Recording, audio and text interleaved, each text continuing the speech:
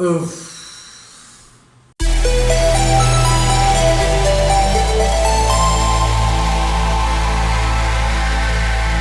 Greetings Wanderer, this is Atlas here and welcome to the Void. Today I am coming back with another anime week. Yes, this is I believe the second anime week that I've done so far, and certainly I'm going to continue doing them in the future. I want to start this anime week coming back to a titan, not pun intended, but at the same time pun intended, of an anime nowadays, which is Attack on Titan, or as many other people know as Shingeki no Kyojin. And the particular track that I'm going to be doing today, I'm going to be reacting and breaking down this track, is WMID. Apparently the name of the song is also Attack on Titan, but it's on, kind of sketchy characters, I would say. So yeah, I'm gonna be reacting and breaking down to WMID. Is apparently one of the most requested, if not the most requested track that I've had, besides You See Big Girl. And in case you're wondering, I saw the Big Girl. I saw her fully fledged in all its glory, and I was able to capture that in full motion video. So in case you want to check that out, I'm gonna leave it right here in this card. But moving on, I've seen in my Discord and so on and so forth. Oh, by the way, join my Discord. We have an amazing secret society going there, and the anime and manga chat is vibrating. It's super booming right now. It's talking all the time about anime, and of course Attack on Titan is on the topic always. So I know that the series is coming to an end very, very soon. So I thought, yeah, maybe this is a good time to come back to Attack on Titan and do another breakdown of it, because You See Big Girl was a very good track. As per usual, I have a comment right here, which is from Ninja X, which has the most likes, I would say, from all the requests that I saw from WMID. And the comment says, man, he has to react to Attack on Titan. I forgot to mention the WMID, but it doesn't matter, I know it's the same song. So, onward! Okay. Coming back to Attack on Titan, Shingeki no Kyojin, WMID, boom.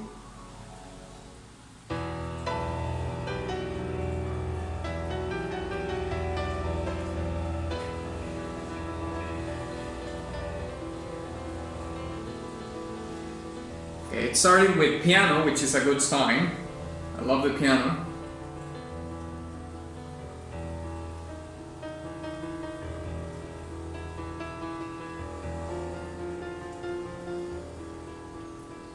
Very foreboding intro with some arpeggiated minor chords with a voicing.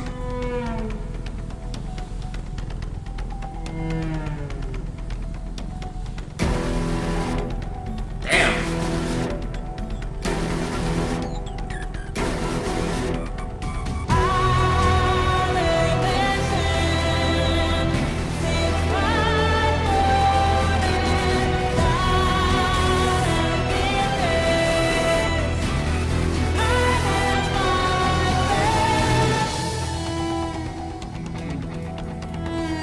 Such a tease.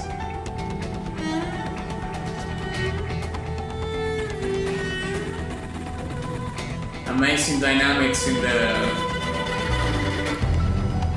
the string section.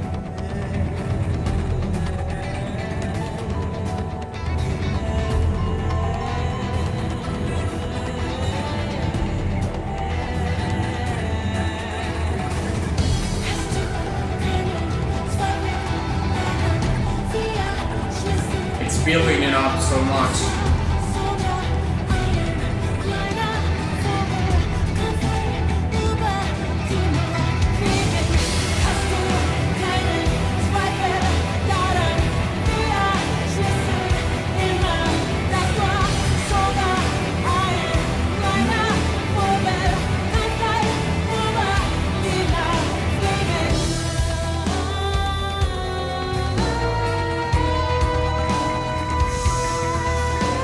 Oh, this groove is awesome.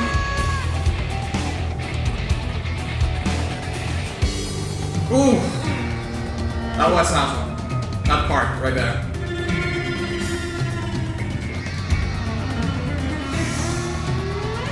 Oh.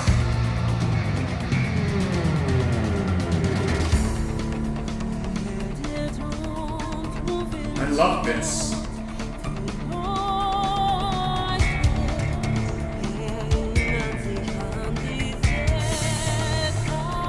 Oh God.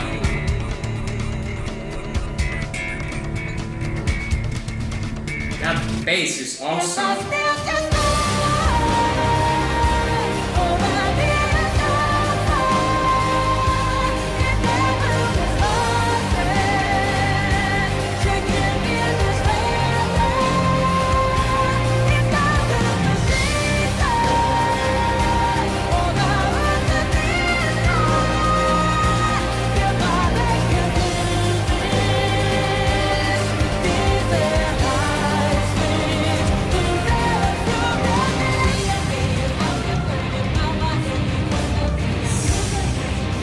Oof.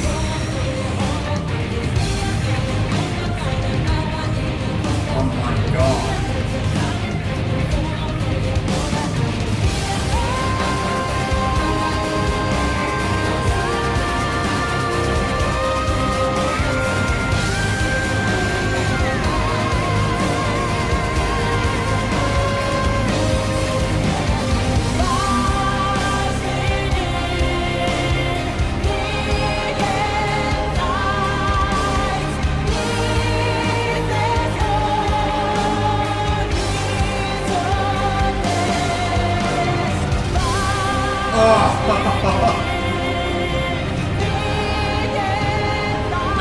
This is...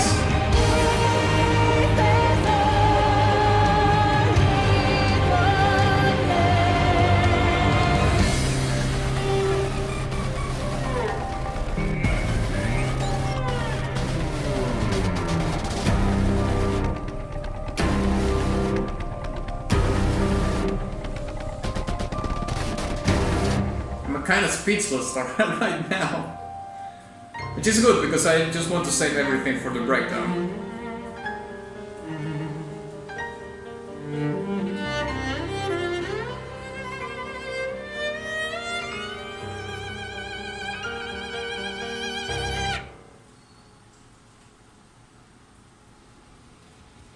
That was it, right?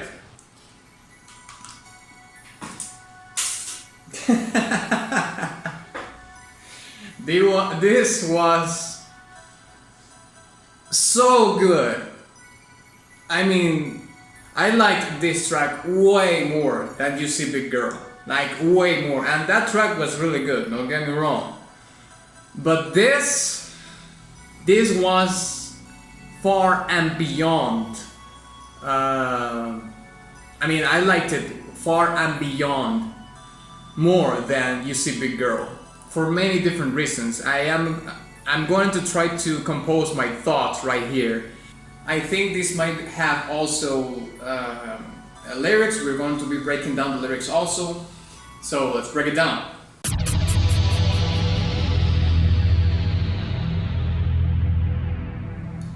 Okay, so I just read the lyrics and I found them on the wiki page of Attack on Titan on fandom.com. I hope they are accurate. So, I think that the lyrics follow very much the same premise that, I mean, in general terms, of course, as the lyrics that I broke down in You See Big Girl. It's talking about the current struggle that the human race is going through. Because I did establish that from the lyrics of that song, that the human race was going through a struggle that was threatening the very much existence of it. You know, like it's a human extinction kind of event. And you know, many people in the comments, some viewers told me that I was very close to the premise of the series. So I'm gonna I'm gonna hook onto that. You know, I'm gonna grab onto that premise and follow it here, because I think that it very much follows you know, the same premise in here, but maybe this time it's a little bit more specific. So let's start with: all people are born free. There is no doubt about that. Do you have any doubt about it? We always close the gate. Even a little bird can fly freely over the wall. Well, this part right here could be like a metaphorical thing, or quite a literal thing that leads to something more concrete, let's say. Because I did establish about the concept of freedom in the You See Big Girl breakdown, in which I said that freedom not necessarily means that the freedom that we think very so much in an endearing way, you know, like I want to be free to be able to do things that I want to do in terms of self improvement, and the freedom to enjoy life and all these very nice things, you know. That's like our that's like the positive concept of freedom. But there's another concept of freedom in which I said that freedom also can mean like freedom to murder someone and not face the consequences of that thing. So that in itself is also a freedom of doing whatever you want, you know. The word freedom doesn't necessarily mean it's always a positive thing. Freedom also means that you know, in a world where there is no order, there's no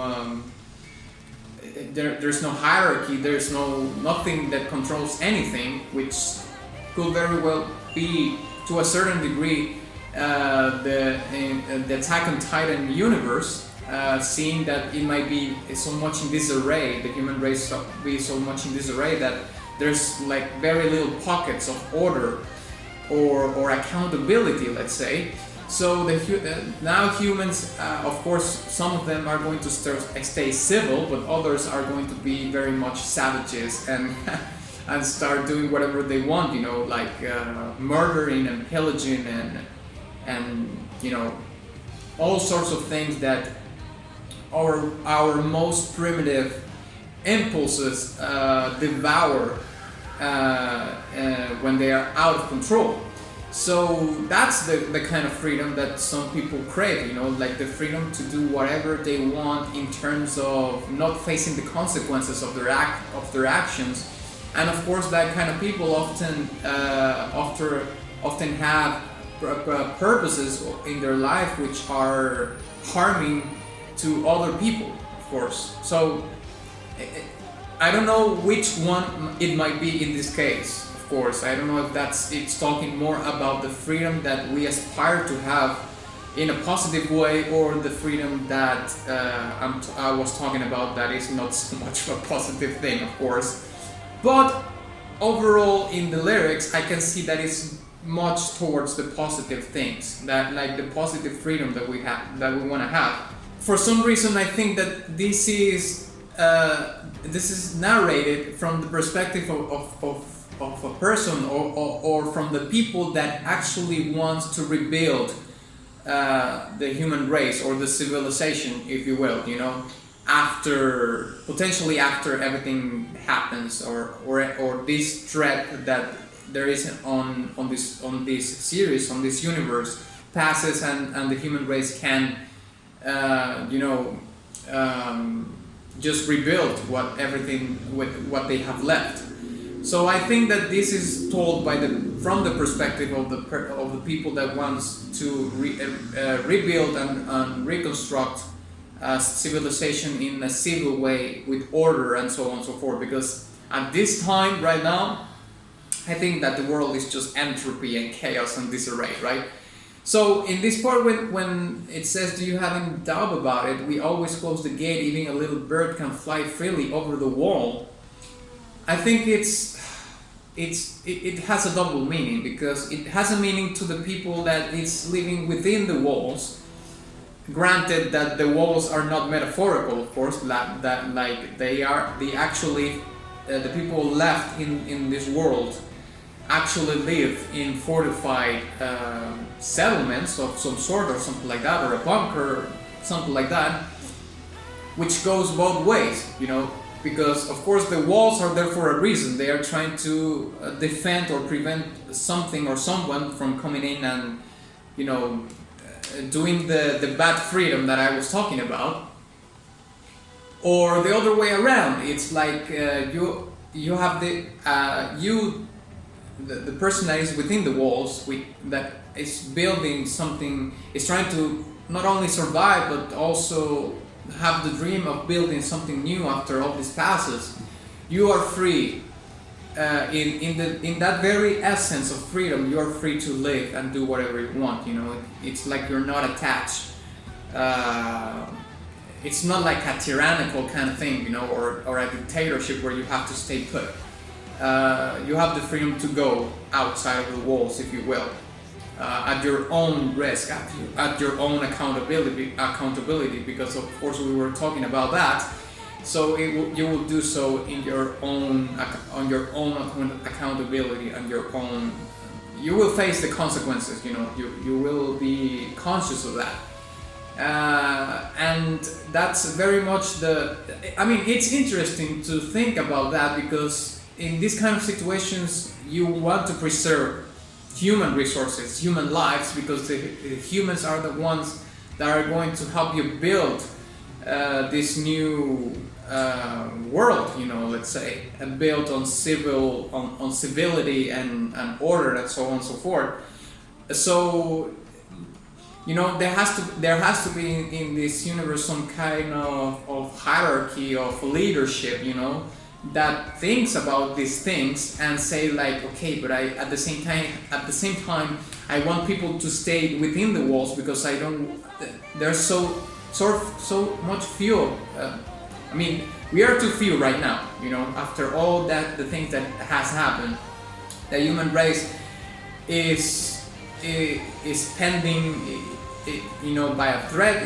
It's on doomsday. We are very few right now. Many people have died. So how can I make peace with the thought that I would have to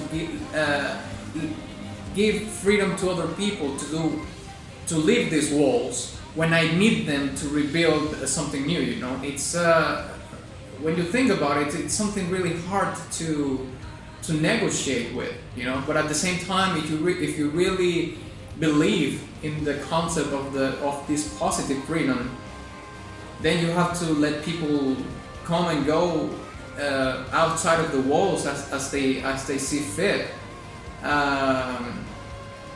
But at the same time, them doing that could jeopardize very much the people within, because you get caught outside and, you know, you get tortured, or people, or some people, or some things outside of the wall know that where you came from. Then it's bad news, you know. Now the following part says, the earth roars and turns red. The people remember that tragedy. So this leads me to believe that there's a very specific moment in the history of this series in which something massive happened. You know, like it was like, you know, like we remember D-Day in World War II. Like it's a very memorable day in which something absolutely terrible happened, because it says the earth roars and turns red. It's like what actually happened on that day was so incredibly hurtful and terrible that the planet got wounded by it. Now, of course, this is a metaphorical way of saying it, but at the same time, it's trying to put it in a perspective, to put the event in a perspective that is so big that even the planet was wounded, and it roared in agony or sadness, hate, hurt, or all of them combined, because of what happened that day or on that time period, and turns red because, of course, it's the crimson liquid that we all have in our veins, you know, the blood that is spilled. Maybe it was a huge massacre that happened, and that's why the human race is in peril because there was this apocalyptic, catastrophic event in which a lot of people died. I don't know what was the reason of it,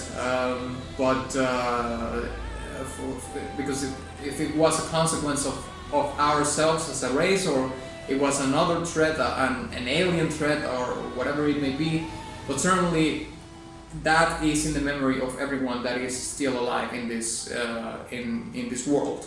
Is this the destroyer or the creator? With the blaze of hate we swing the swords. Is that our fate or our will?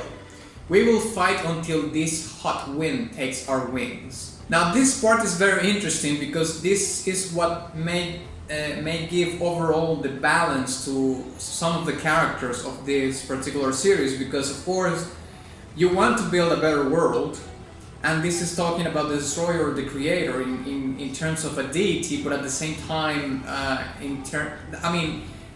that serves as a metaphorical sentence to say like there's a conflict in the people that's still living here, because with the blaze of hate we swing the swords, like, you know, remembering the tragedy that happened before. People is fueled with incredible hate and anger towards whoever was responsible for that event, so they are fighting with so much of that burning fire in their souls and in their heart, but at the same time they are asking themselves, like, is that our fate or our will? You know, it's like, is this like unescapable, or do we have control over this, but at the same time we're just doing it despite of that, you know?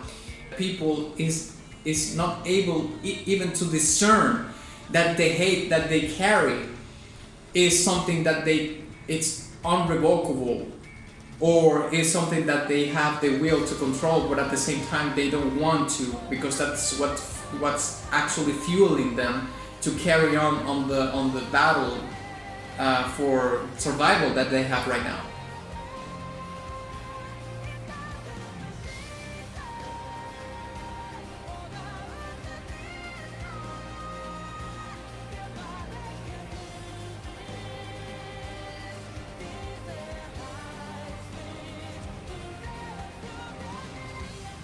Now it says, we go out of the small wall in the big world, our hearts beat violently with joy or fear. What will we find beyond this horizon? Now this part is very interesting because it puts the perspective of our race in this particular anime, which is, nowadays, of course, the world is really big, but, you know, we have expanded upon the world quite a lot in the last 50 years, you know, like a lot. I think it's just trying to put it into the perspective of the fewer people that there is on Earth, the bigger the world it seems, in terms of we are not as present in the world as we were before. Maybe we thought the world was big in terms of, well, this is a planet that is big, but at the same time, this is talking about the very much essence that is ingrained in everybody's mind after this tragedy happened, which is there's so few of us right now, and because of that the world seems bigger than it was before, and this is the big world and a small wall. And when it talks about the small wall, it reminded me of the very premise of the title of the series, apologies, which is Attack on Titan.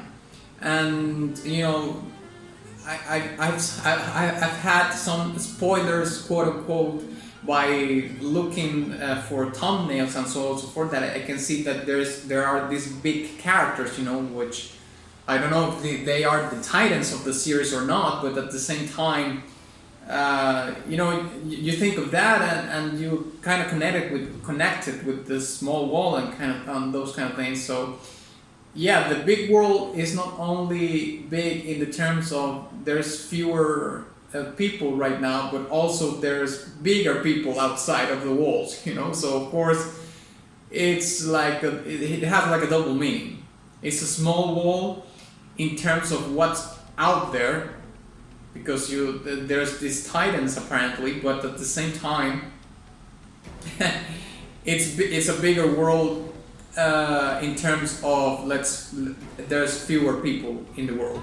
And the lyrics end with "What will we find beyond the horizon?" So the song is unresolved, not only in the lyrics, but in the actual composition of the song, and we're going to be talking about that later in the video. But what will we find beyond this horizon? It's like, well, it's very much unresolved. The human race is on the struggle. I don't know how dire the struggle is right now for them. It might be very dire, it might not be, but at the same time, I can sense at the same time, and I did sense this in the "You See Big Girl" lyrics also, that there's hope in the human race still, because otherwise, why would people try to build these fortified, cities and so on and so forth, or settlements? Granted, of course, that this is actually like literal. They are talking about literal walls and gates and so on and so forth. Because if all this is metaphorical, then I'm far off of what it may actually mean.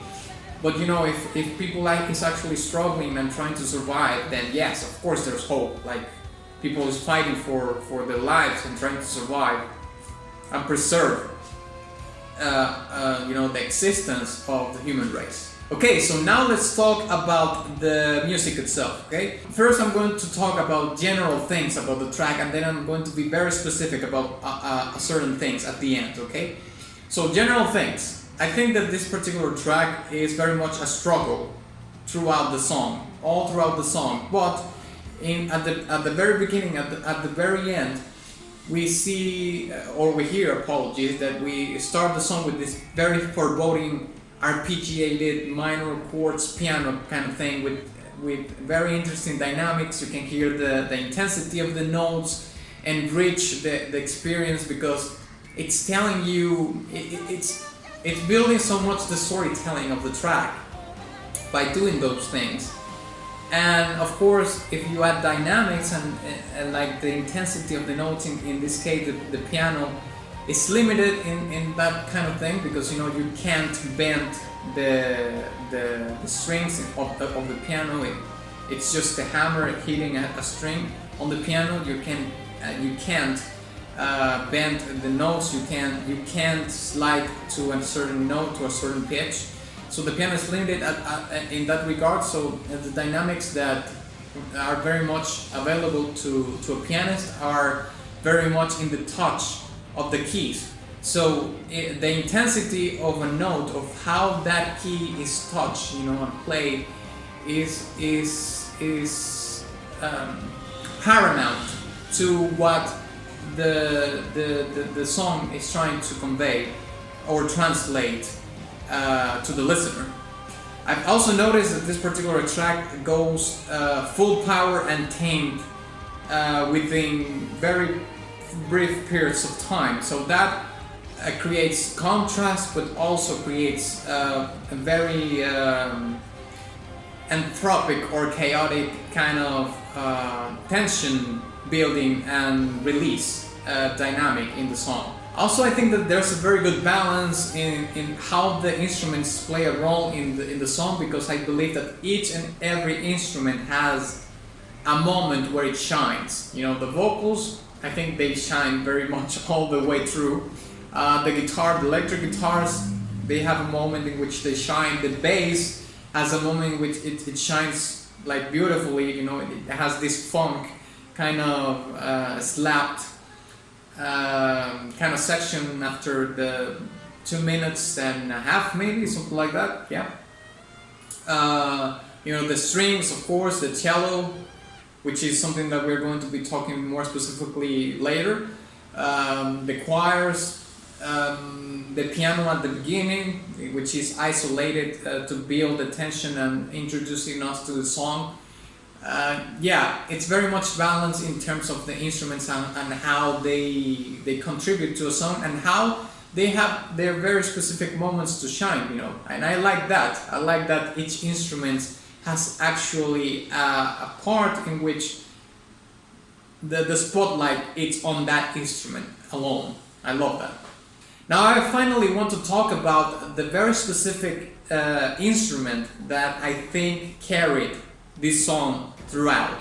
I mean, I think that the whole storytelling of the track is contained in one specific instrument, and that would be the cello, because I think that there's this soloist cello that is sometimes inconspicuously telling the story of the track, but at the same time it shines through and punches through the track and actually becomes the main narrator of what's happening.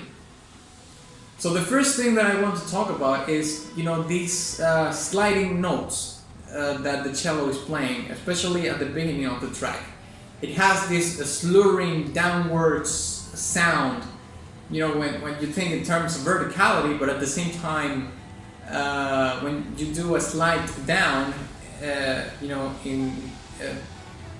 in pitch terms, in terms of pitch, you're sliding the pitch down to a lower note in the cello. So yeah, it has this very interesting slurring downwards sound that it could actually translate as a downfall or something. You know, like maybe the downfall of the human race, the human civilization, a downfall of a character in the anime. And I think it's very interesting from the composer to do that at the beginning, because there's actually something related to a downfall at the end of the track, which I'm going to be talking later. But following this premise of the cello, it has these very interesting tremolo, spiccato sections, you know, that have at the same time, I always mention this, the intensity of the notes are very important on how you tell the story and how you enrich the performance of an instrument, and how it contributes to the brilliance of the track itself. So yeah, I think that the cello performance was brilliant throughout, and it transmitted so much of what the track means. It transmitted so much of what the lyrics are talking about in the way it was performed. Like, the dynamics translated everything that this song is about, at least of the understanding that I have of what this song is about, because I may be off, but I mean, from what I understood of the lyrics and the actual composition, like, the cello is magnifying that to 100-fold, I would say. Now finally, I would like to talk about the ending of the song. The ending. Because the song ends, of course, but at the same time I think that the song is unresolved at the end. You can hear that the cello is playing this note, is holding this note, and it's playing this note with such a wide vibrato that it almost sounds like a thrill. And then the song ends abruptly with this one note and this piano note, and then it ends. So that's why I think, although the song has an end, it's completely unresolved. And remember what I told you about what will we find beyond this horizon, this question at the end of the lyrics? It connects with this. Like the unresolved nature of the lyrics are actually on the unresolved nature of the track itself, on the composition. This very abrupt ending note that we hear on the piano and on the cello are actually connected to the ending of the lyrics, of this openness, that this part where you don't know what's going to happen, what's the future, what's going on. And maybe that ending part is the best part that translates what's happening in the series. You know, there might be so many plots and so on and so forth, but at the same time there's like the main plot and the main premise. the human race is facing an unconceivable threat, and it's on its impending doom. And this note and how it is performed is, I mean, it ends abruptly, but what comes before that tells so much of the human struggle in it.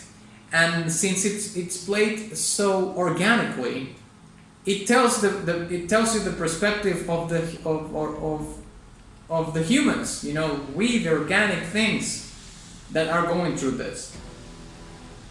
So I think that the brilliant part of, or the most brilliant part of this whole track was the ending, the unresolved ending, and how the cello like leaves the track open for what the rest of the series is going to be, but at the same time ends the track in terms of, okay, well, this is the end of the track, but this is not the end of the story. So yeah, I think I'm gonna give this track a diamond badge. This was incredible. So yeah, I think this song was fantastic. I loved it from the beginning till the end. Loved the piano intro, I loved how it ended. I think the end was the most brilliant part of this composition. It's the thing that actually talks the most about the series and about the track itself. I don't think I have anything more to say about this. I love it. I love this track. So yeah, thank you very much for watching this video. If you enjoyed it, please give it a like and share it with your friend. Also, please don't forget to visit my Patreon in case you want to give priority to your request, and also my Ko-fi profile in case you want to make a one-time contribution, or my Teespring shop where you can get merch and all that jazz.